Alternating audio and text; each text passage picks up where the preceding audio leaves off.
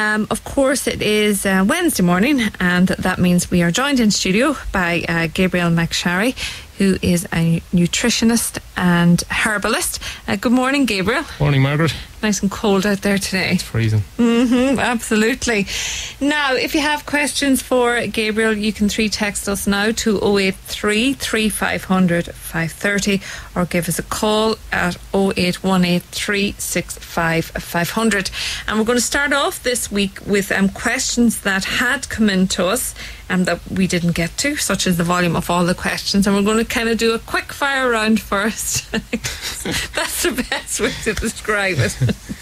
Okay, we'll start off with this one. This caller stopped breastfeeding a year and a half ago, and since then she's having heavy periods and only gets 3 or 4 days free. She craves chocolate all the time.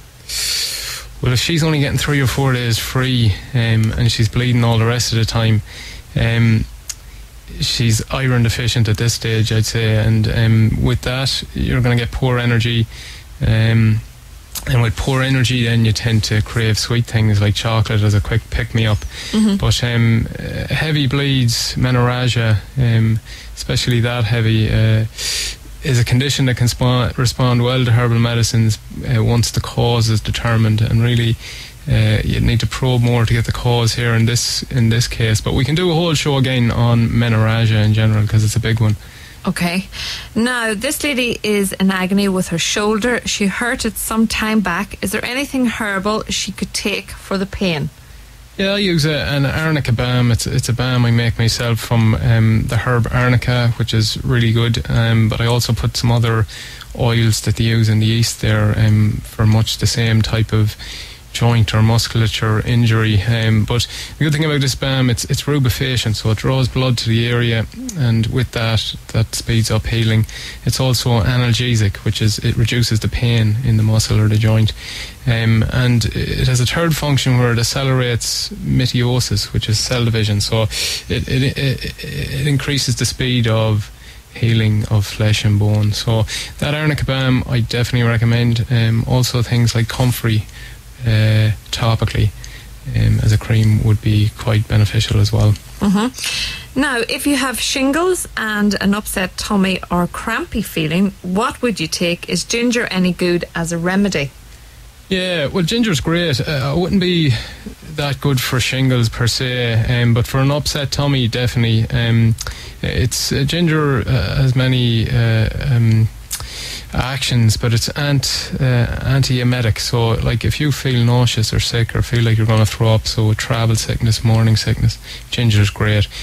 So for the upset tummy, ginger would be good. For shingles though, possibly not. I'd use antiviral herbs and nervine tonics for the nerve pain. You know, the pain in the nerves with shingles, valerian or passion flower. St. John's wort is also an important one there. There's a role in inducing long-lasting neuralgia, which is the pain in the nerves you get with shingles. And shingles, is it like that sort of a red rash? Is it, or yeah, what is it it's like? a very painful rash that scabs, and then the scabs fall off. And again, I think we talked about it a few weeks ago, but it's linked to chickenpox as a child, and it's just it's a virus that stays latent in your, I think it's in the spinal column, and it's herpes zoster, and it just comes back when you're old, or it can come back anytime. But yeah, very pain, rash on the skin. I'd use antiviral herbs internally, also as maybe antivirals. I'd rub it into the area, you know. Again, St. John's wort, you can make an oil infusion from that, and it reduces neuralgia, and it's antiviral as well. Okay. Is it safe to drink green tea often? Green tea is brilliant, yeah, so long as you don't have a sensitivity to caffeine. So a lot of people think green tea doesn't have caffeine. It's the... I thought that's why they drank it, that it had nothing and it only...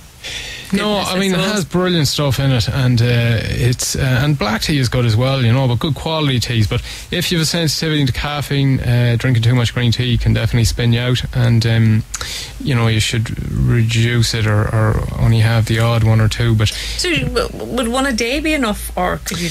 Yeah, Is that the way people drink it? I've never actually tasted looking at it. the clinical trials, I mean, you just can't get enough of this stuff, really. But if you had 3 cups a day, that'd be great. For it's anti-cancer, anti-aging, has high levels of antioxidants, and it's just a really good thing that I think a lot of people should add to their daily regime, because it's enjoyable too. If you get a good quality one, maybe an organic loose leaf green tea, in my opinion, it's a great health benefit just to add to your daily routine. There's a company, Organic Tea Leaf, and it is some great teas. It's an Irish company, and I think they blend a lot of it in Sligo. So get a good quality loose leaf tea. Green tea probably better than black tea, but black tea good too. And again, it's just all the constituents to have in there, but be aware of the caffeine. Okay. Now, any suggestions for menopause, sleepless nights and sweats? Yeah, I think this is another one we'll do a whole show on. Menopause is a big thing. It's important to know that it's not a disease. It's a natural occurrence. But progression, things like herbs can work really well on reducing the type of symptoms like hot flashing, sleeplessness at night, night sweats, irritability, headache, and so on. All the myriad of we'd say adverse symptoms that can happen around menopausal, herbs work really well on. So I think it's something that we can definitely cover on a whole show. Okay. Now, this caller has regular chronic leg cramp and often has to get out of bed very fast. They can't put their foot on the floor, and the caller says they have fallen at times with the pain. Can the pain of that be that severe? Well, yeah. Well, obviously, but it's something that I'd need to probe that a bit more. Like what else is going? Like severe cramps and we say numbness in the legs could be, nerve damage from varicose veins or other, or something like that could be a deficiency in some minerals like magnesium and stuff. Can create a lot of cramps. And could severe pain like that be something like a clot or? Well, it could be, I mean, it's something, if she's having, or he is having severe pains where it's causing them to fall, I'd just look into it, maybe go to a GP, see if there's an underlying thing there. Yeah, I mean, like diabetes too, in pre-diabetes or early type 2 diabetes, you get this kind of peripheral neuropathy where you kind of numbness in the extremities, and that can lead to falls, and if you can't feel your feet sometimes. So it's something I think they should probe a little bit and just maybe see, is there anything else there? Okay, keep your questions coming in to us to 083 3500 530, which is text, and you can call us at 0818 365 500. What would be good for bloating, or would it be fluid retention? And I think loads of people suffer from bloating. Yeah, it's something we've covered quite a bit in the show. And well, at first I distinguish what is it? Is it bloating or is it fluid retention? Bloating, it'll indicate if it's bloating if you have it maybe after a meal, or if it was intermittent. It was there sometimes and it's not there other times, and also in conjunction with flatulence and wind. Fluid retention, on the other hand, is possibly something that's there, will be there all the time, or maybe it gets worse around the menstrual cycle. So once you've distinguished what it is, then like obviously with bloating, you'd want to look at things like diet, get on a healthy diet, probiotics, and herbs that balance the microflora of the gut. And if it was edema or fluid retention, then I'd have to work out what the cause is. Is it cardiovascular system or the heart? Is it hormonal? So what's the cause? And then with that you can construct a treatment. But things like diuretics, which are increase the excretion of water from the body, can be helpful there. Okay, this caller wants to know what would cause burning feet at night time. Yeah, well, burning feet can keep people awake at night and be a source of continuous pain. And this might link into the previous question on painful feet or whatever. But it's more common in those who are over 50 years. And as I say, it can be more common in those with diabetes as part of neuropathy or nerve damage. A burning foot may be mild and local and easily treatable, or it may indicate a more serious general medical condition that needs further investigation. So with things like that, I would seek further investigation, and once you've ruled out all possible underlying causes, then you can construct a kind of treatment then. Okay.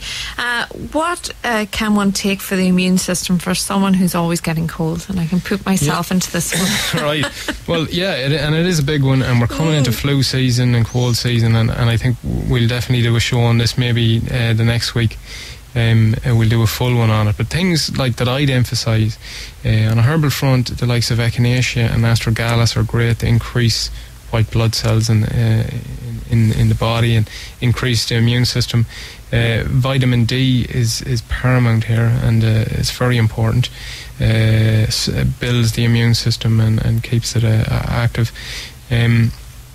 And then more specific respiratory type herbs like solidago and thymus would be good to knock out any kind of respiratory tract infection.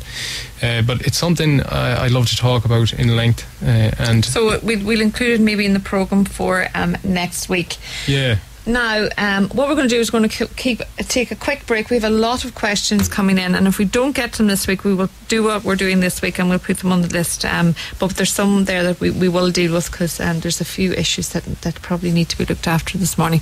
Okay, and you can keep your questions coming in to us. We're back after this short break. Ocean FM. In the good times, people used to consider advertising their business. In more challenging economic times, people must advertise their business. People still buy cars, decorate their home, go on holidays, shop for value.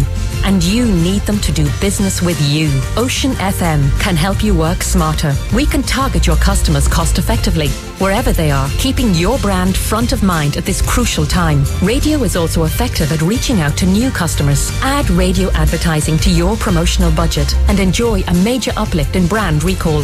We've got hundreds of thousands of ears waiting to hear what you can offer. Contact us now on 071 911 8100 and make radio work for you. Ocean FM. At Ulster Bank, we recognise that the energy and inspiration of entrepreneurs is what is needed to turn things round. The Ulster Bank Business Achievers Awards could be a key turning point for your business. More than ever, it's important to celebrate the spirit of excellence and innovation that are the hallmarks of successful entrepreneurs. To enter, log on to businessachieversaward.com. Ulster Bank. Get the right people behind you. These awards are held in association with Enterprise Ireland, the Irish Independent and Intertrade Ireland. Terms and conditions apply. See website for details. Stay warm this winter. Pete the Plumber, servicing and installer of all makes of boiler. Phone 087 668 2204. Pete the Plumber, keeping your plumbing humming. Aware Menswear special offer. A pair of crosshatch jeans and a hoodie for only $69.95. That's right, $69.95 for a pair of crosshatch jeans and a hoodie. Aware Menswear, Wine Street, Sligo. Ocean Breeze Laundry Services Grange. Local free collection and delivery. Washing and drying, ironing service and dry cleaning. Call Mary 086 304 8699.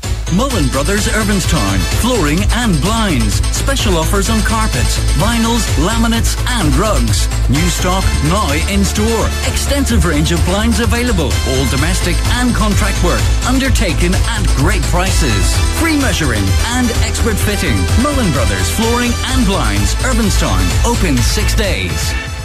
Having difficulty hearing? Call Sligo, HAC, Stephen Street, Sligo. We supply quality hearing aids with essential aftercare at no extra cost. Call 071 9144 004 for your free professional hearing test. I've served 9 years in my sentence so far. It gets harder all the time. Cut off from the world.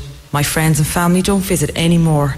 I'm not allowed to get a job or to study. I've never got any money. I have to ask for all the little things. All my phone calls are checked, my every move watched. Sometimes I just can't bear it anymore and I think I'm going mad. Prison?